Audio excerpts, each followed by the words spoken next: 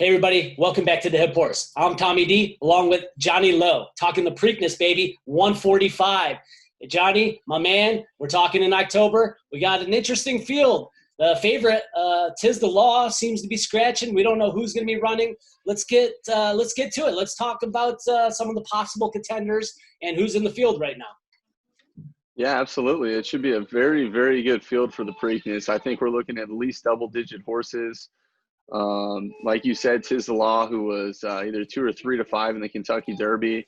He ran a really good second there, but I think the connections are looking for the bigger picture, and they're going to try to go after the Breeders' Cup in Keeneland, and they're going to go ahead and skip this race. They won the first jewel of the Triple Crown with the Belmont.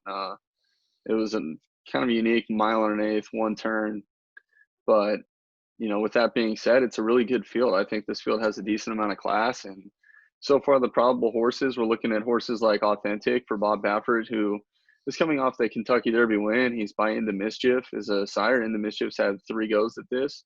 Golden Sense, who ran 5th, Owendale, who ran 3rd, and Marquis King, who ran 12th. So going into this race, this horse has a decent amount of class for it.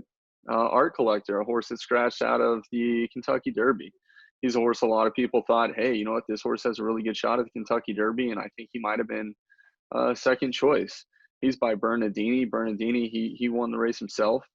But Art Collector is actually going to be the first son of Bernardini to run in the Preakness. I think Bernardini and the breeding shed hasn't really quite lived up to his potential that people expected with the AP Indies Seattle Slew line going through Bernardini. I think Cappett's the one that really took over that line, and he's the one that's had most of the runners in the 3 jewels. But this is a chance for Bernardini to show people what he could do a little bit later in his stud career. We've got Max Player. He's by Honor Code, first-year sire. Country Grammar. Country Grammar is by Tonalist. Tonalist, the son of Tappet. He won the Belmont in his year. And then Mr. Big News. I think Mr. Big News is the horse that ran 3rd in the Kentucky Derby. And Mr. Big News might be an actual contender in this race. I think a lot of people, they threw him under the bus in the Kentucky Derby and left him off their tickets. And he came back to bite them. Giants Causeway, he's the real deal as a sire. He's had 5 horses that have ran in the Preakness, and his best finisher was Creative Cause, who finished 3rd. Along with that, Uncle Mo has a horse in here, Pneumatic. Pneumatic is a horse that he didn't run in the Kentucky Derby either, but he just looked really well in the Pegasus Cup. Uncle Mo's also had 5 entrants in the Preakness, and his best finisher was 3rd place Nyquist. In the last 20 years, between these 2 sires, they've had the most entrants in the Preakness out of all the sires that are out there. So this could be a little tiebreaker if one of them has a horse that pops between Pneumatic or Mr. Big News. I think the horse that I'm really looking at and I'm pointing towards here is going to be Thousand Words. Thousand Words flipped over in the paddock at the Derby. He broke Baffert's assistant's arm, unfortunately, but he's just bred to win this race. He's by Pioneer of the Nile, who himself ran 11th in the race, but his sire Empire Maker had another horse in there as well, Bodemeister, who ran 2nd. His sire Unbridled won the race with Red Bullet, and his other entrant was Eddington, who ran 3rd. Pioneer of the Nile as a sire in this race has had Social Inclusion, who ran 3rd. He's had American Pharaoh, who's won the race, and he's had Classic Empire, who's ran 2nd. So he's never ran off the board, and I think with Thousand Words getting the break from running that 1.25 miles in the Kentucky Derby, I'm sure he's still fit. He's 3 years old. I think he might be fresh. He might be ready to go. And this kind of race with the tight turns, kind of reminiscent of the track at Del Mar, and we saw what he did there. He beat a pretty good horse in Honor AP, and he ran his career high buyer figure. Yeah, Johnny, I agree with you on a lot of things you said there. 1,000 Words we did like in our last video in the Belmont.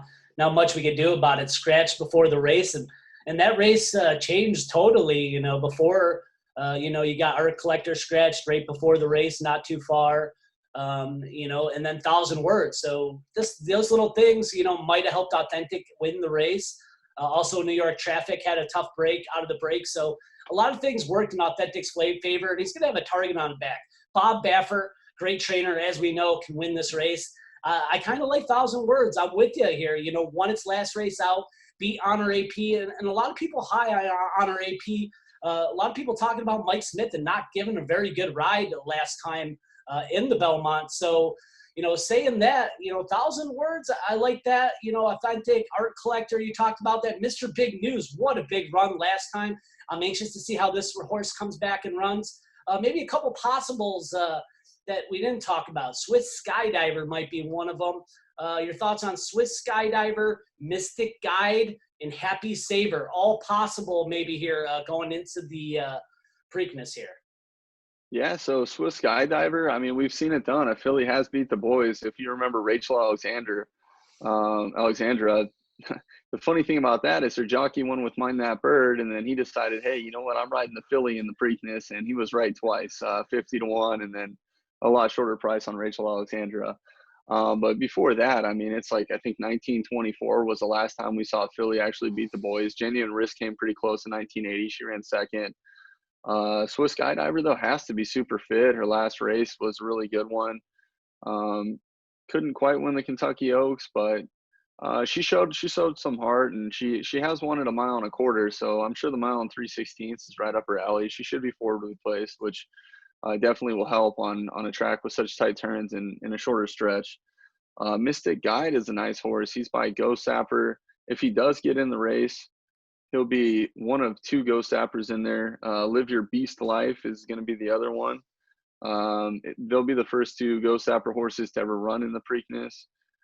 Ghost Sapper himself didn't actually run in the Preakness, but his sire, Awesome Again, has had a few run in there. He's had 4 actually. Oxbow ran first and Bravazzo ran second. So he's no stranger to having horses that run really well in this race. So it wouldn't surprise me if Mystic Guide or Live Your Beast Life got in the race and did decent. Happy Saver, he was the talk of the town for a while there. He had a really big race at Saratoga.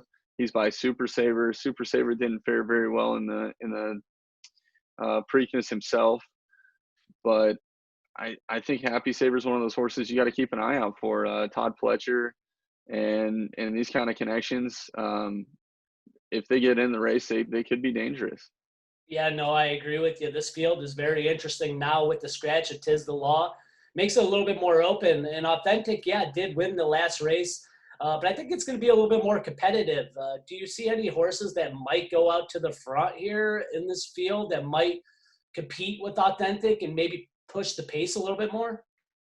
Yeah, in the Kentucky Derby, there was King Guillermo, Caracaro. We had Nadal, Charlatan. There was just so many horses along the way that didn't make it that I think could have pressed the pace, and it really suited Authentic very well. And let's be honest, the horse didn't break well. Johnny V was patient with him. He said, outside post doesn't matter. I'm still going to send him, and he really didn't fear any other speed in the race. And when they turned for home, Authentic had another gear, and he didn't give it up. So even if there is more pace in this race, I think he's still a horse you got to watch out for, especially on these tight turns. But without a doubt, our collector is going to go out there with him. I believe that Pneumatic, there's a chance that they might send him. People know that you need to be towards the front end in the Preakness, and so if your horse has any speed, I think they're going to send him out there.